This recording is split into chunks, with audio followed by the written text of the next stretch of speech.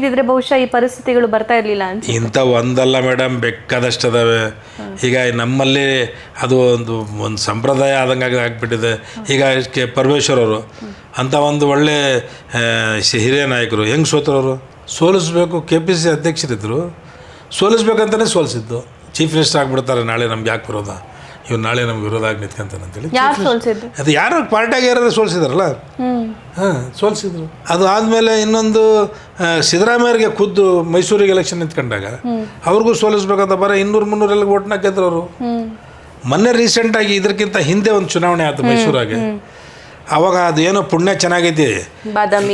ನಾನು ಇಬ್ರಾಹಿಂ ಸಾಬರು ದೇವ್ರ ಸಾಕ್ಷ್ಯದಕ್ಕೆ, ನಾನು ಇಬ್ರಾಹಿಂ ಸಾಬರು 11 ಗಂಟೆಗೆ ಹೋಗಿ ಅವ್ರಿಗೆ ಕುಂದಿಸ್ಕೊಂಡು ಮಾತಾಡಿ ಇಬ್ರಾಹಿಂ ಸಾಬರು ಕಾಲು ಬಿದ್ದುಬಿಟ್ರು ಅವ್ರಿಗೆ. ನಾನು ಇದು ಸಸ್ಪೆಂಡ್ ಆಗಿದ್ದೀನಿ ಅಂತ ನಾನು ಹೇಳ್ತಾ ಇರೋದಲ್ಲ, ಇದು ನಿಜ ಸ್ಟೋರಿ. ಇವತ್ತಂಗೆ ಹೇಳಿದ್ದಿಲ್ಲ, ಯಾಕಂದರೆ ದೊಡ್ಡರ ಬಗ್ಗೆ ಮಾತಾಡೋದು ಬೇಡ ಅಂತ ಹೇಳಿ. ಯಾರು ಕಾಲು ಬಿದ್ದರು? CM ಇಬ್ರಾಹಿಂ ಸಾಬರು ಕಾಲು ಬಿದ್ದು, ಏನಪ್ಪ ನಿಮಗೆಲ್ಲ ನನಗೆ ಜನ ಹೊತ್ಕೊಂಡು ಅಡ್ಡಾಡಕತ್ತಾರೆ, ನಾನು ಯಾವುದೇ ಕಾರಣಕ್ಕೆ ಗೆಲ್ತೀನಿ, ನಾನು ಎಲ್ಲಿ ಡಬಲ್ ಇನ್ನೊಂದು ಕಡೆ ನಿಂತ್ಕೊಳ್ಳಂಗಿಲ್ಲ ಅಂದರು. ನಿಮಗೆಲ್ಲ ಅರ್ಥ ಆಗ್ತಲ್ಲ, ಭಾಳ ವಿರೋಧ ಮಾಡ್ತಿದ್ದಾರೆ, ನಿಮಗೆ ಸೋಲಿಸ್ಬೇಕಂತ ಪೇಮೆಂಟ್ ಆಗ್ತದವೆ ಇಲ್ಲಿ, ನೀವು ಹೋಗಿ ತಲೆ ಕಡಿಸ್ಕೊಂಡ್ಬಿಡ್ರಿ, ಚಾಮುಂಡೇಶ್ವರಿಲಿ ಸೋಲಿಸ್ಬೇಕಂತ ಡಿಸೈಡ್ ಮಾಡಿದ್ದಾರೆ, ನೀವು ಬಂದು ಬಾದಾಮಿಯಾಗಿ ನಿಂತ್ಕೊಡ್ರಿ ಅಂತ. ಅದು ನಾನೇ ಇಬ್ರಾಹಿಂ ಸಾಬ್ರಿಗೆ ಹೋಗಿ ನನಗೆ ಇನ್ಫಾರ್ಮೇಷನ್ ಇತ್ತು ಅವ್ರಿಗೆ ಸೋಲ್ಸೋಕ್ಕೆ ಪ್ರಯತ್ನ ಮಾಡ್ತಿದಾರಂತ.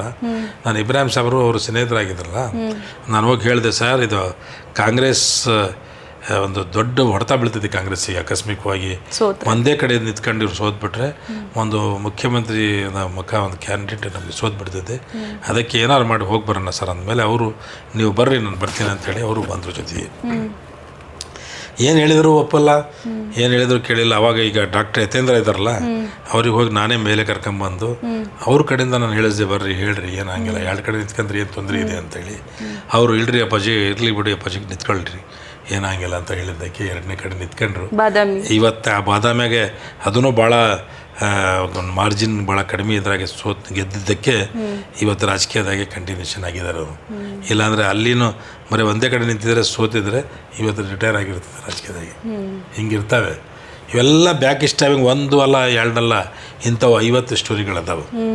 ಯಾರು ಯಾರ ಮೇಲೇನೂ ಇದು ತೊಗೊಂಡಿಲ್ಲ.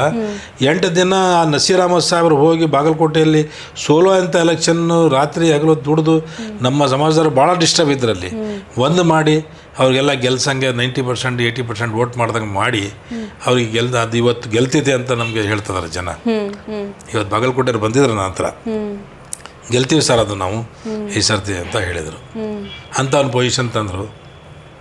ಅವರಿಗೆ ಆ ದಾವಣಗೆರೆಗೆ ಹೋಗಿಲ್ಲ ನೀನು, ನಾನು ಹೇಳಿದನ್ನು ಕೇಳಿಲ್ಲ ಅಂಥೇಳಿ ಅವ್ರಿಗೆ ಪೊಲಿಟಿಕಲ್ ಸೆಕ್ರೆಟರಿಯಿಂದ ವಜಾ ಮಾಡ್ತಾರಲ್ಲ, ಇದರಲ್ಲಿ ಏನು ನ್ಯಾಯ ನೀತಿ, ಹೆಂಗಿದು, ನಾವು ಎಲ್ಲಿವರೆಗೆ ಅಂತ ಇದು ಸಹಿಸ್ಕೊಂಡಿರ್ಬೇಕು ಅಂತ ಹೇಳಿ ನನಗೂ ಆಶ್ಚರ್ಯ ಆಗ್ತೈತಿ. ಹಾಗಾದರೆ ಕಾಂಗ್ರೆಸ್ಗೆ ಅಲ್ಪಸಂಖ್ಯಾತರ ಓಟ್ ಬೇಕು, ಅಲ್ಪಸಂಖ್ಯಾತ ನಾಯಕರು ಬೆಳೆಯೋದು ಬೇಡವಾ? ನಾವು ಅಲ್ಪಸಂಖ್ಯಾತರ ನಾಯಕರು ಬೆಳಿಬೇಕು. ಆದರೆ ಏನಪ್ಪ ಅಂದರೆ ತೊಂದರೆ ಏನಪ್ಪ ಅವ್ರಿಗೆ ಆಗ್ತಾ ಇರೋದು, ನನಗೇನು ಅನ್ನಿಸ್ತಾ ಇರೋದು, ಟಿಕೆಟ್ ಪಕೆಟ್ ಯಾಕೆ ಕೇಳ್ತೀರಿ ಅಂತಾರೆ ಅವರು. ನೀವು ಸುಮ್ಕೆ ಇದ್ಬಿಡ್ರಪ್ಪ, ಏನೋ ಕೇಳೋಕ್ಕೆ ಹೋಗಬೇಡ್ರಿ, ನಾವೇನಾರ ಕೊಟ್ಟರೆ ತೊಗೊಂಡ್ರಿ ಸುಮ್ಕೆ ಇದ್ಬಿಡ್ರಿ ಅಂತ ಹೇಳ್ತಾರೆ. ಅದಕ್ಕೆ ನಾವು ತಯಾರಿಲ್ಲ.